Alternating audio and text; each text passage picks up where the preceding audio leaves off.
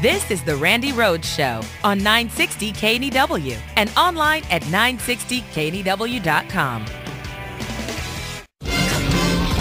With a frankenstorm of headlines, it's BS News for this, the final Friday of October 2012, and away we go.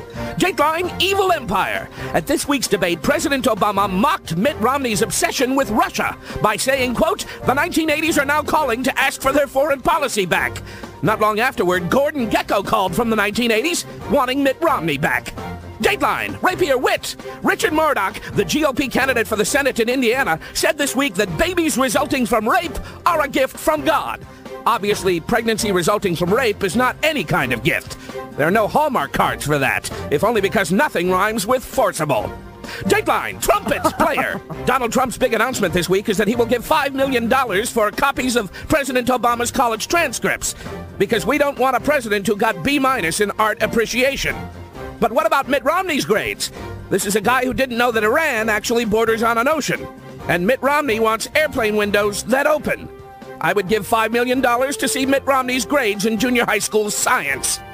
Dateline, Atlas bugged. President Obama zinged Paul Ryan by saying that Ayn Rand is for misunderstood teenagers.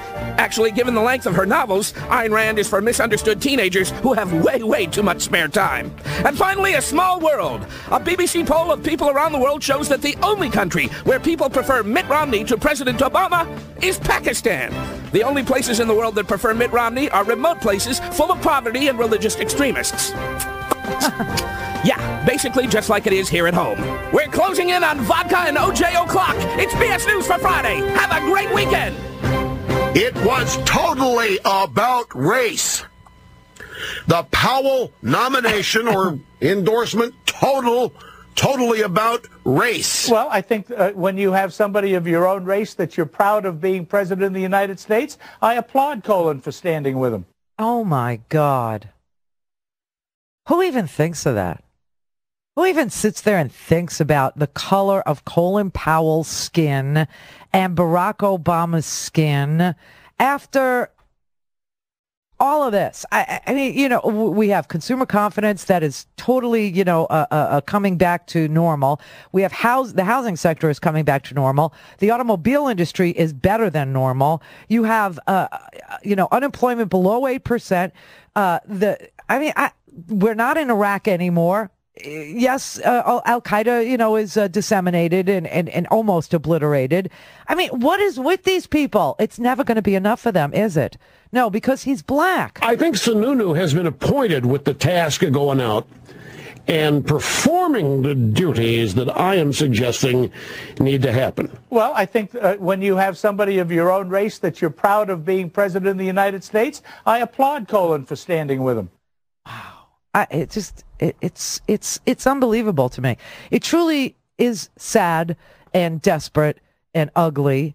And people ought to reject it. And I mean all people. You know, they ought to really reject this and say, you know what, it is the 21st century. I am not going to vote based on race.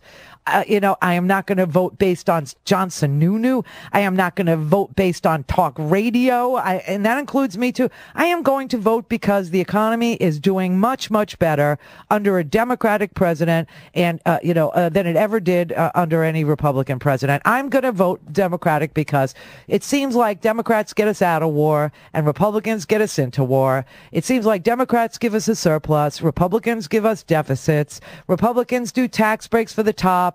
Democrats make it much fairer and let everybody try their very best. By playing by the rules, you can get ahead. Do you know, I don't even understand why this is an issue anymore in America. It is the weirdest. And then the Murdoch thing with the rape now they put on top of it.